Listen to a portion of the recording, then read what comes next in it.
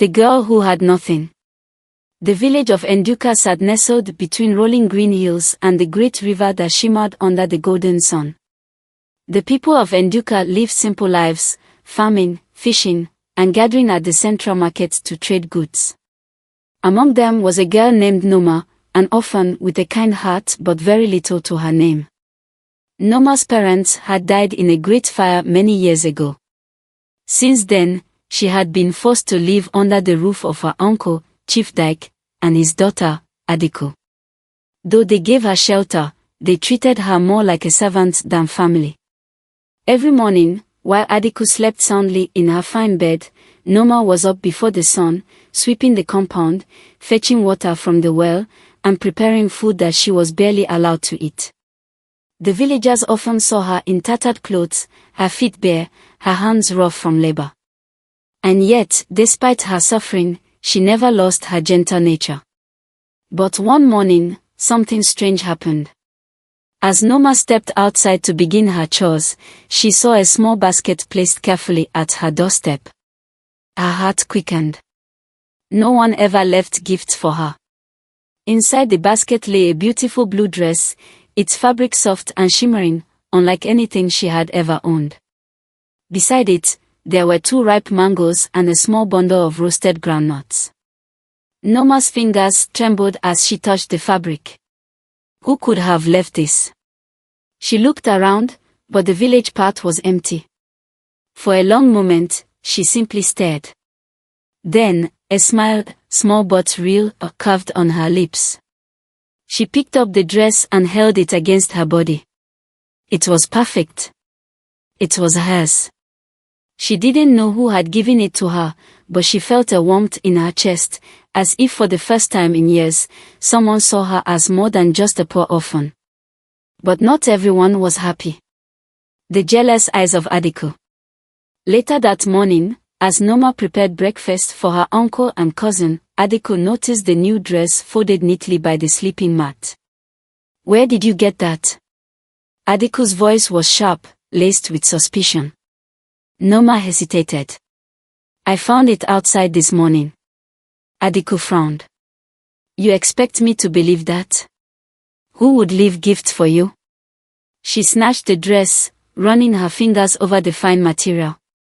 Noma bit her lip but said nothing. She didn't know who had given it to her, but she refused to let Adiku ruin the moment. Adiku's lips twisted in jealousy. This must be a mistake. No one in this village would waste their gifts on you. Before Noma could protest, Adiku stormed out, the dress still in her hands. Accusations in the village. That afternoon, Noma wore the new dress for the first time and walked to the marketplace. She felt light, almost as if she were floating. The villagers, who were used to seeing her in rags, whispered and stared. "Where did she get that dress?" an elderly woman murmured. "Someone must be giving her things," another whispered. But who? As Noma bought a small handful of groundnuts with the little money she had, she suddenly felt a hand grab her wrist. She turned and found herself face to face with Chief Ibuka, one of the village elders. "Noma," he said in a deep voice. "Where did you get such a fine dress? We all know your uncle doesn't give you such things." Noma swallowed hard.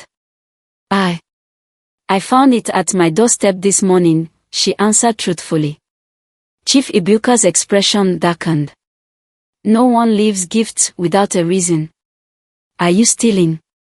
The whispers grew louder. Noma's heart pounded. "No. I would never steal." The elder eyed her carefully. "If you truly do not know where it came from, then you must find out. Such gifts don't appear without a purpose." Noma nodded slowly, the weight of suspicion settling over her like a heavy cloak. As she turned to leave, she noticed Ikena, one of the kindest young men in the village, watching from a distance. His gaze was thoughtful, and when their eyes met, he nodded as if to say, "I believe you." But not everyone did. A friend in the shadows. That evening, as Noma sat alone by the river, she felt the sting of loneliness more than ever. The dress that had once brought her joy now felt like a curse. Then, a voice broke the silence. "Noma." She turned and saw Ikenna, his warm smile easing some of the tension in her chest. "I heard what happened," he said, sitting beside her on a large rock. "The village is quick to judge, but I don't believe you stole anything." Tears pricked Noma's eyes. "I don't know what to do, Ikenna. I was happy, but now, everyone thinks I'm lying." Ikenna reached into his bag and pulled out a small roasted yam, handing it to her. "Eat," he said. "And don't let their words steal your joy." As Noma took a small bite, the warmth of the food spread through her, like kindness itself. "Whoever is leaving this gift for you," Ikenna continued, "they must have a reason. Maybe they are watching over you." Noma thought for a moment. "But why? I have nothing to offer in return." Ikenna chuckled. "Maybe kindness doesn't always expect something in return." As the sun dipped below the horizon, Noma felt a spark of hope. Perhaps, just perhaps, this was only the beginning of something greater. Whispers and suspicions. The morning sun bathed the village of Enduka in golden light, but for Noma, the warmth did little to ease the cold unease creeping into her heart. The whispers had not stopped. If anything, they had grown louder. At the village well, where the women gathered to fetch water and share the latest gossip, Noma's name was on every tongue. "Did you see her dress yesterday?" one woman whispered, lowering her voice. "She claims she found it at her doorstep," another scoffed, shaking her head. "Tell me, who leaves gifts for a girl like her?" A third woman, older and more skeptical, clicked her tongue disapprovingly. "Mark my words, there is something she is not telling us." No one receives such things without reason. The murmur spread like wildfire, turning admiration into suspicion, curiosity into resentment. But that morning, the mystery deepened even further. More gifts, more questions. As Noma stepped outside her small hut, she froze in place. Another gift sat at her doorstep. This time, it was even grander. A pair of sturdy leather shoes, perfectly her size, rested on a folded piece of fine, colorful fabric. A small pouch of dried dates lay beside them, along with something that made her breath catch, a single golden bangle. Noma's fingers trembled as she reached down to pick up the bangle. It was smooth and warm against her skin, as if it carried an unspoken history. But before she could even think about who had left the gifts, a sharp voice cut through the air. "Noma." She turned quickly and saw Adiku, her uncle's daughter, staring at the gifts with wide, jealous eyes. "You have more?" Adiku hissed, stepping closer. "Who is giving you these things?" Noma shook her head. "I don't know. I just found them here." Adiku's eyes narrowed. She didn't believe her. Without another word, she spun on her heel and rushed toward the village center. Noma's heart pounded in her chest. She knew exactly where Adiku was going, straight to her uncle. The accusation. By midday, Chief Dyke's voice thundered through the village. "Noma." She hurried to the village square, where her uncle stood, surrounded by a small crowd of villagers. Adiku stood beside him, looking pleased with herself. Noma's stomach churned. Her uncle's dark eyes burned into her. "More gifts have come to you," he said, his voice heavy with accusation. "Tell me, girl, who is your benefactor?" Noma swallowed hard. "Uncle, I swear to you, I do not know who is leaving them." A murmur ran through the crowd. "Then where do they come from?" a man shouted. "Who would give her such treasures for nothing? She must be hiding something." Chief Dyke took a slow step forward. The air grew thick with tension. "Noma," he said gravely, "in this village, no gift is given without a price. If you cannot explain these gifts, I have no choice but to suspect that you have been meeting someone in secret." The accusation made Noma's blood run cold. Her hands clenched at her sides. That is not true. I have done nothing wrong. But her uncle only shook his head. I will not have my family's name dragged into shame. If you do not find out who is leaving this gift and put an end to this nonsense, I will have no choice but to bring this matter before the village elders. Noma felt the weight of the entire village's stares. Fear gripped her heart. This wasn't just gossip anymore, this was becoming dangerous. A plan to uncover the truth. That evening, Akena found Noma sitting by the river, her face buried in her hands. He sat beside her, silent for a moment. Then, in his usual calm way, he said, "It's getting worse, isn't it?" Noma looked up, her eyes red from unshed tears. They think I'm doing something wrong, Akena. They think I'm lying. Akena frowned. And your uncle? He threatened to take me to the village elders if I don't find out who's leaving the gifts, Noma whispered. Akena exhaled slowly. Then we need to find out. Before the village turns against you. Noma hesitated. But how? I don't even know where to start. Akena leaned forward, his eyes sharp with determination. We watch. Noma blinked. Watch. Akena nodded. Whoever is leaving this gift comes at night. If we keep watch, we might be able to see who it is. Noma hesitated. But what if they see us watching? That's why we do it carefully, Akena said. I'll get Chika and Oma to help. We'll take turns watching your house, hidden, unseen. Noma's heart pounded. It was risky. But she had no other choice. All right, she whispered. We'll watch. The first night of watching. That night, Akena, Chika, and Oma took their positions around Noma's hut.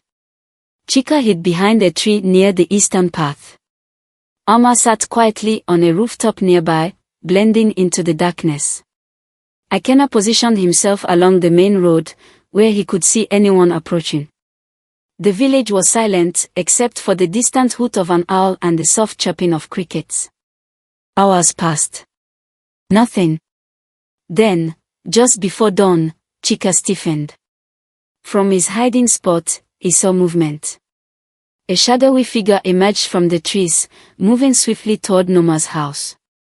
Chika's breath caught. This was it. The figure paused, glanced around, then carefully placed a small bundle at the doorstep. Before Chika could get a better look, the figure melted back into the darkness. Chika made the agreed-upon signal, a low, soft whistle. Akena and Oma hurried over, and together, they approached Noma's house. There, at the doorstep, lay another package. Inside, they found a hand-woven shawl, a small golden bead necklace, a piece of parchment with strange markings.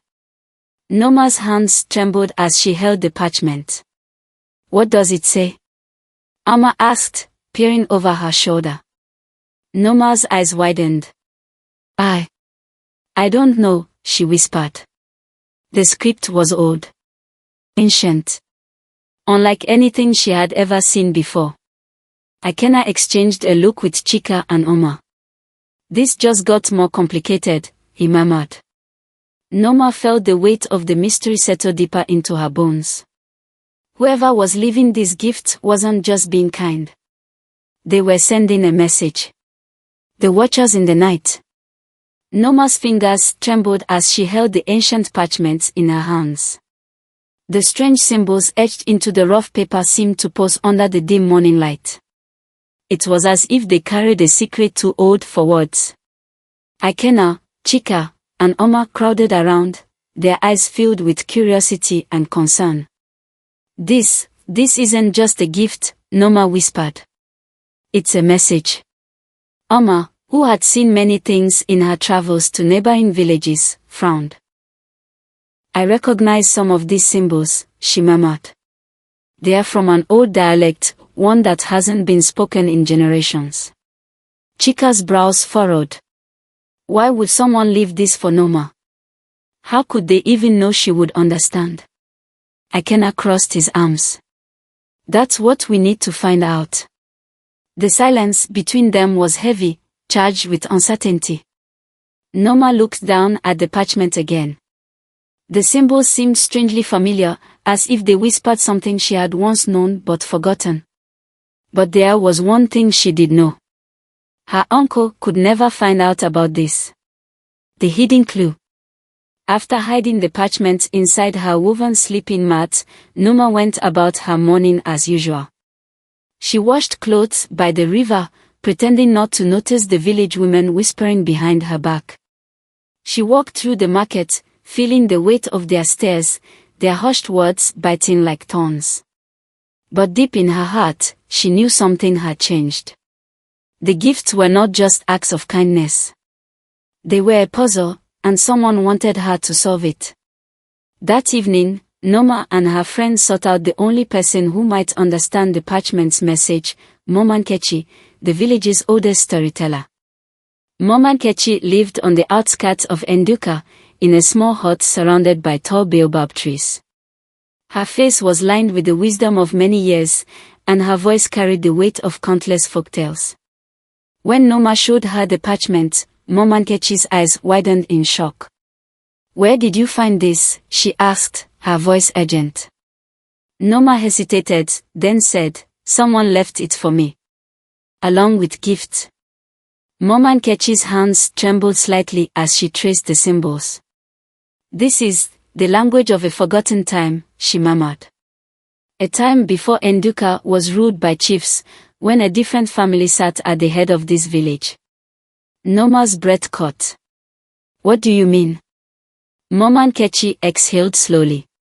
"Long ago, before Chief Dyke's ancestors came to power, Enduka belonged to another bloodline. They were rulers, known for their wisdom and kindness. But one day, they were betrayed." Noma's heart pounded. "Betrayed," she echoed. Momankechi nodded.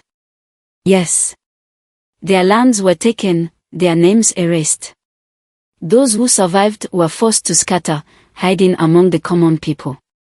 Akena's voice was quiet but firm. "And this parchment?" Momankechi looked at him gravely. "It says, for the daughter of the golden moon, the last light of the fallen house." The room fell into stunned silence. Akena turned to Noma.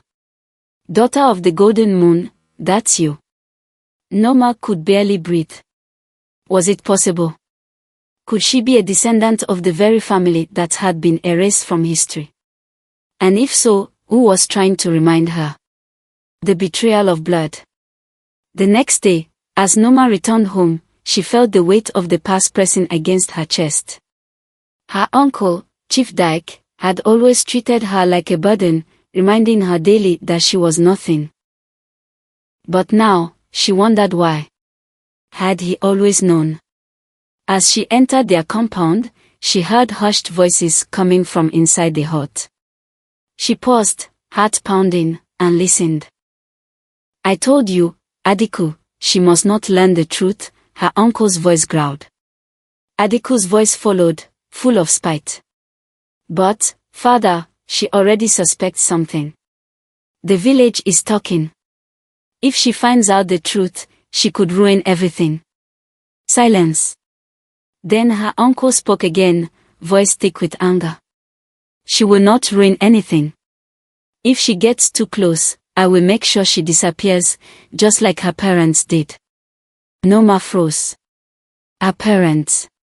She had always been told they died in a fire. But now she wasn't so sure. With her pulse roaring in her ears, she backed away from the hut and ran toward a dangerous revelation. Panting, she burst into Akena's home. "My uncle, he knows something," she gasped. He said if I get too close, he will make me disappear like my parents." Akena's expression hardened. "Then we don't have much time." Oma and Chika looked at each other, worry flashing in their eyes. "We need proof," Oma said. If your uncle really had something to do with your parents' fate, the village elders must know. Chika nodded. And we need to find out who's sending these gifts before he does. Noma clenched her fist. For so long, she had been the helpless orphan, the girl with nothing. But now, she had a choice. She could run. Or she could fight for the truth. She took a deep breath. I want to go to the forest, she said firmly. Akena's brow furrowed. The forest. Noma nodded. That's where the shadowy figure disappears every night. Maybe that's where I'll find my answers. Her friends exchanged glances. Then, Akena nodded. Then we go tonight. Into the shadows. That night, under the cover of darkness, the four friends crept toward the edge of the forest. Noma's heart pounded with every step. The deeper they went, the colder the air became, as if the trees held secrets too heavy to be spoken. Then, a light flickered between the trees. A figure moved, barely visible through the shadows. Noma held her breath. Slowly, she stepped forward, her voice barely above a whisper. Who are you? The figure stiffened. Then, it turned. The firelight illuminated an old, weathered face, one Noma did not recognize, but that somehow felt familiar. The stranger's voice was low, heavy with emotion. I have waited many years for this moment, he said. Noma's hands trembled. Who are you? She repeated. The man's gaze softened. I served your parents, he said. Before they were betrayed. Noma's breath hitched. My parents. The man nodded slowly. They were not just anyone, Noma. They were the last rightful rulers of this village. Silence. And then, the truth came crashing down like 1,000 falling stars. The secret keeper. Noma's breath caught in her throat. The old man's eyes burned with unspoken truths, heavy with the weight of years gone by. You served my parents, she whispered. The man gave a slow nod. His hands, worn with age, clutched a small leather pouch hanging from his neck. I have watched over you from the shadows, waiting for the day you would be ready to learn the truth. Akena, Chika, and Oma stood frozen behind Noma, exchanging wary glances. Who are you? Akena asked cautiously. The old man exhaled. I am Ezina, the last surviving guardian of your family. The words felt like a thunderclap in Noma's mind. My family. My parents, Noma's voice trembled. They died in a fire. That's what I was told. Ezina's expression darkened.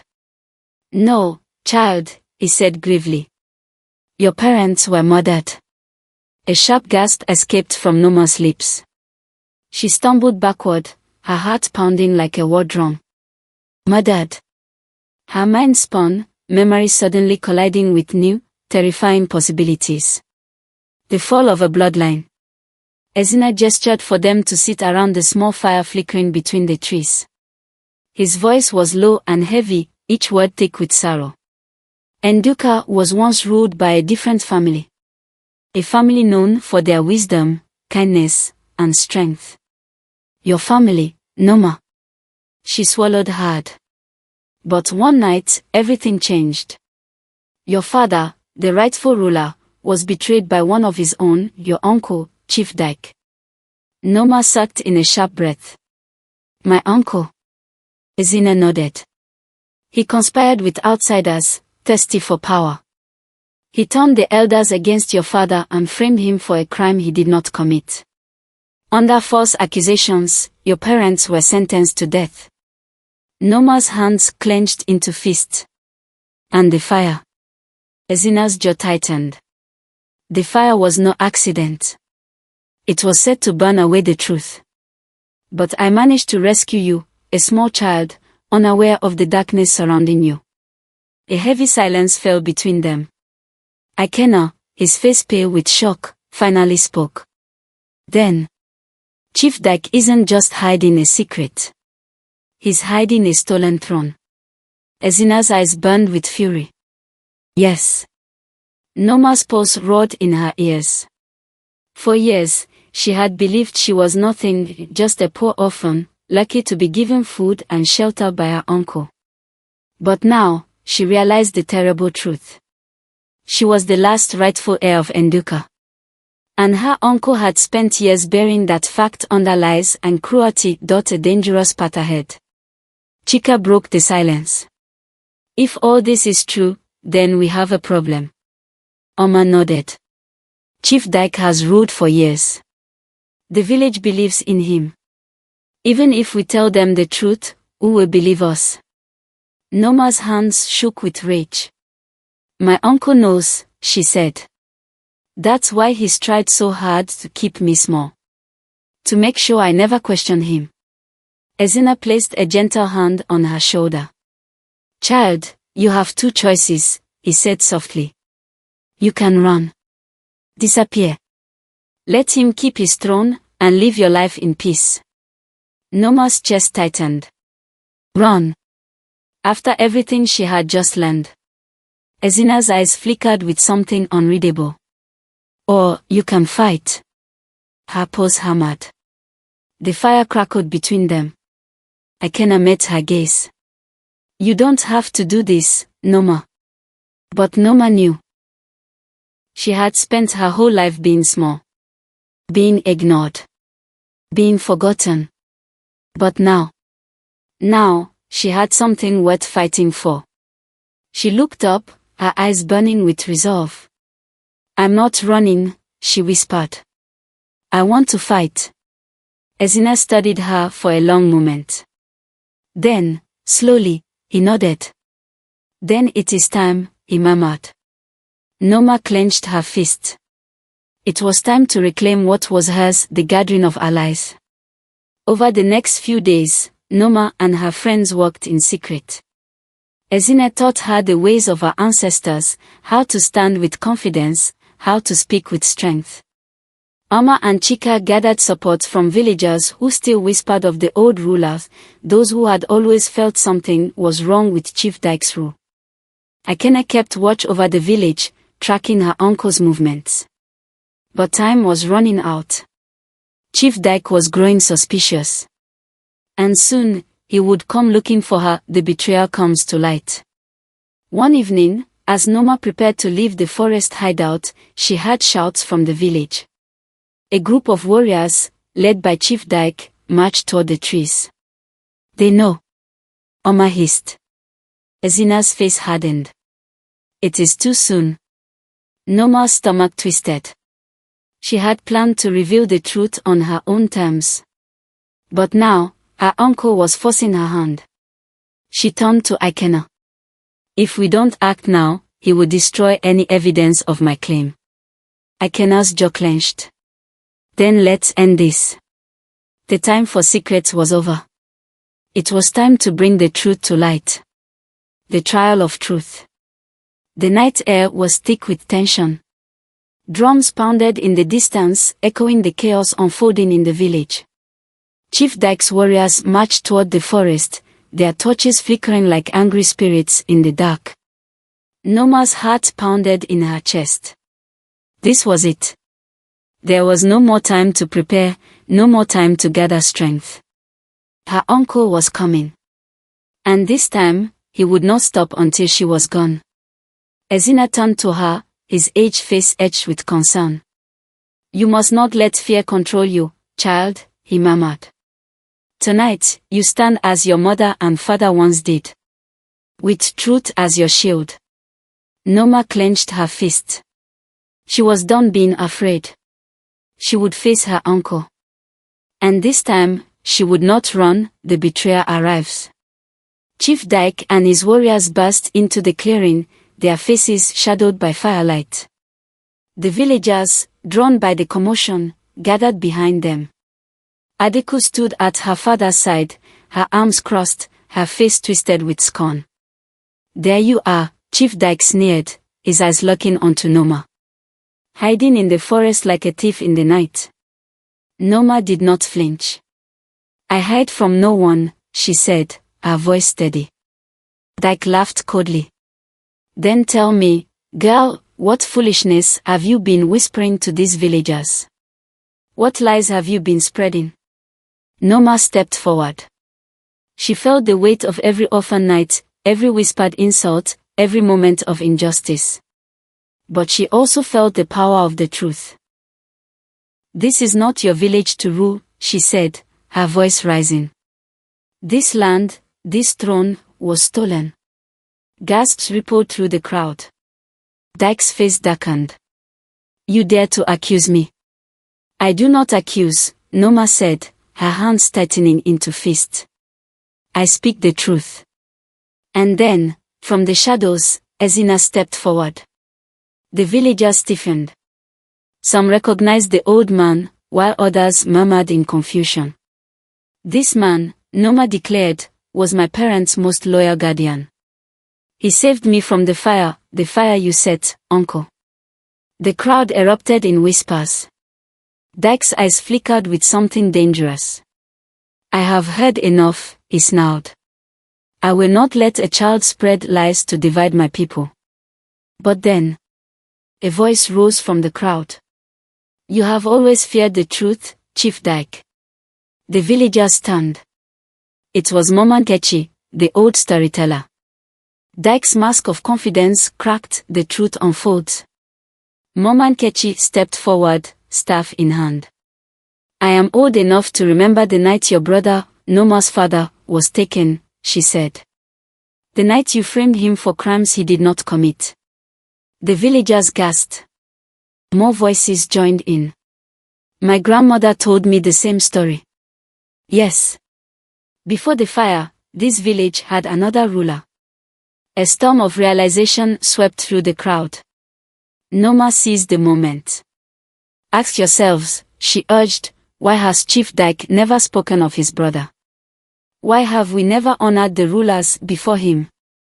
Because he erased them. The villagers murmured in anger. Dyke's warriors shifted uneasily. The chief saw his power slipping. No more of this nonsense. Dyke roared. You have no proof. Nothing but the words of a beggar girl and an old man. Silence fell. Then, Ezina lifted something into the firelight. A golden pendant engraved with the crest of Nduka's true rulers. Gasps filled the night air. The symbol of the lost house, someone cried. Dyke staggered back. The villagers stared at him, realization dawning in their eyes. His lies had finally unraveled. A throne challenged. The village elders, summoned by the commotion, stepped forward. They were ancient men, their faces lined with years of wisdom. One of them, Elder Obi, raised a hand. This is a matter of law, he declared. Chief Dyke stands accused of treachery. He will answer to the council. Dyke's face twisted with fury. I built this village, he spat. I have ruled for years. And now you would betray me for a ghost of the past. Elder Obi stared him down. No, Dyke, he said. You betrayed us first. Dyke snarled. Then he turned and ran. The warriors hesitated, then followed him into the night. The villagers stood in stunned silence. Then, slowly, all eyes turned to Noma.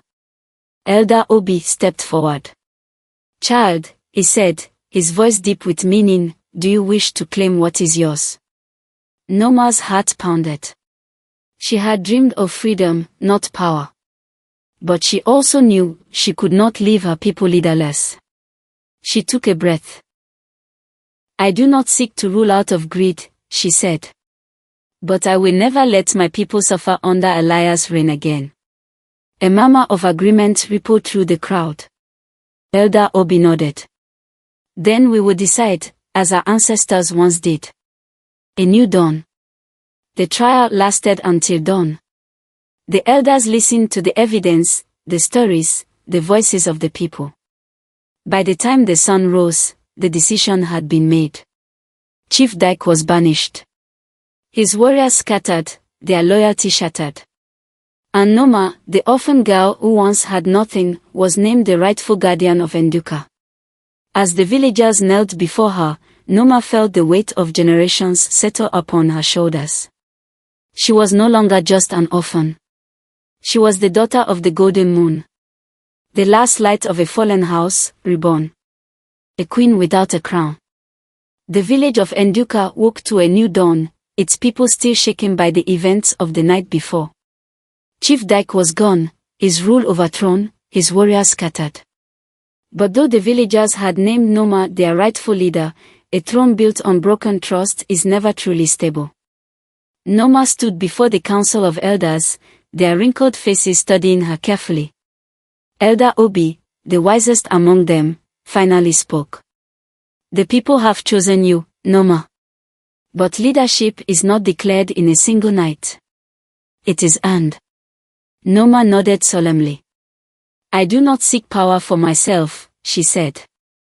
I only wish to guide Enduka toward the truth. Obi stroked his beard. Then your first test begins now. Noma straightened. What must I do? The elders' eyes darkened. Chief Dyke's reign left scars on this village. You must mend them. You must prove to the people that you are not just a girl with a claim, but a leader worthy of their trust. Silence hung in the air. Then, Elder Obi added. And beware, child. A deposed ruler is a dangerous thing. Dyke may have fled, but a snake does not die just because it is chased from the village. Noma felt the weight of his words. Dyke was still out there. And he would not stay in exile forever, the burden of leadership. As the days passed, Noma threw herself into rebuilding the village. She walked among the people, listening to their fears. She met with the farmers, the traders, the hunters, learning what they needed. She visited the sick and elderly, ensuring no one was forgotten. And slowly, the people began to trust her. But not everyone. Doubt lingered in the shadows. Some still whispered, she is just a girl. Others wondered if Dyke would return. And Adiku, Dyke's daughter, remained in the village, watching. Noma could feel her cousin's gaze, filled with quiet hatred. She had lost everything. And Noma knew that anger like that did not fade easily. The message in the dark. One evening, as Noma walked along the river, a stone struck the ground near her feet. She whirled around, no one was there. But on the ground, nestled among the reeds, was a scrap of cloth. Her fingers tightened around it. A single symbol was drawn in the dirt beside it. A snake. Her blood ran cold. Dyke was alive. And he was sending a warning. A village divided. The message spread quickly. Chief Dyke is still out there, some villagers murmured. Will he return? Others wondered. Fear crept back into their hearts. Adiku, standing near the marketplace, let a slow smile spread across her face. The people still remember my father, she whispered. And Noma knew. If she did not act now, the village would crumble before it could heal. A dangerous choice.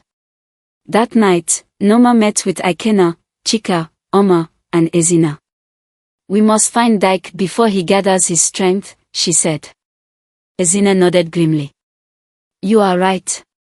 If he returns, he will bring bloodshed. Ikena leaned forward. Then let's track him. Before he can strike first. Noma's breath hitched. Leaving the village meant leaving her people vulnerable. But hesitation could mean disaster. She made her decision. We leave at dawn. The battle for Enduka was not over yet, the final battle. The first light of dawn stretched across the village as Noma, Ikena, Chika, Oma, and Ezina prepared for their journey. Dyke was still out there. And if they did not find him first, he would return to Enduka stronger and more dangerous than before. Noma tightened the belt of her cloak. She was no longer just an orphan girl. She was the rightful heir of Enduka. And she would not let her people suffer under her uncle's rule again, tracking the serpent. Ezina led them through the dense jungle, following the clues left behind by Dyke's fleeing warriors. A half-burned torch beside a riverbank. Footprints in the mud, too many to belong to travelers. And then, a symbol carved into a tree. A snake. He's gathering allies, Akena murmured. He's preparing for war. Noma clenched her fist. Then we end this before it begins. The rebel camp. By nightfall, they reached the edge of a hidden encampment deep in the wilderness. Fires flickered between makeshift tents. Dyke's voice rang through the air as he spoke to his gathered warriors. The girl stole what is mine, he snarled. She thinks herself a leader, but she is nothing. Nduka belongs to me. The warriors shouted in agreement. Akena's jaw tightened. They are loyal to him. Chika pointed to a shadowy figure standing near the fire. Noma's heart stopped. Adiku. Her cousin had joined her father. She betrayed the village, Oma whispered. Noma took a deep breath. This ends tonight. The ambush. They struck just before midnight. Ezina and Oma cut the ropes holding up the tents, sending them collapsing onto the warriors. Akena and Chika rushed forward, knocking away weapons before the men could fight back. And Noma went straight for Dyke. He turned just in time to see her coming. His eyes burned with fury. You dare challenge me, girl, he spat. Noma did not hesitate. You do not belong on Nduka's throne, she said. And I will not let you take it back. Dyke lunged at her. Noma dodged, rolling across the ground. She grabbed the fallen staff and swung with all her strength. Crack! Dyke staggered back, blood trickling from his lip. But before he could strike again, a voice rang out. Stop! Noma turned. Adiku stood frozen, watching the fight. For a moment, the hate in her eyes flickered. She saw what her father really was. And then, she made her choice. She lifted a dagger and threw it at her father's feet. I will not fight for you, she said. Not anymore. Dyke stared at her, disbelief written across his face. And then, the warriors began to lower their weapons. The battle was over, the end of a tyrant. The warriors who remained surrendered. Dyke, his power finally shattered, fell to his knees. You have lost, Noma told him. The village elders would decide his fate. But his time as ruler was over. The dawn of a new era. Noma returned to Nduka, not as an orphan, but as its rightful leader. She reunited the village, restoring the peace that had been stolen so long ago. She forgave Adiku, who chose to live in exile rather than face the shame of her father's crimes. And as she stood before the people, looking out at the land she had fought to protect, she finally understood. She had not just found her past. She had found her purpose. She had found her home. And the legend of the orphan girl who became a queen would live on for generations to come.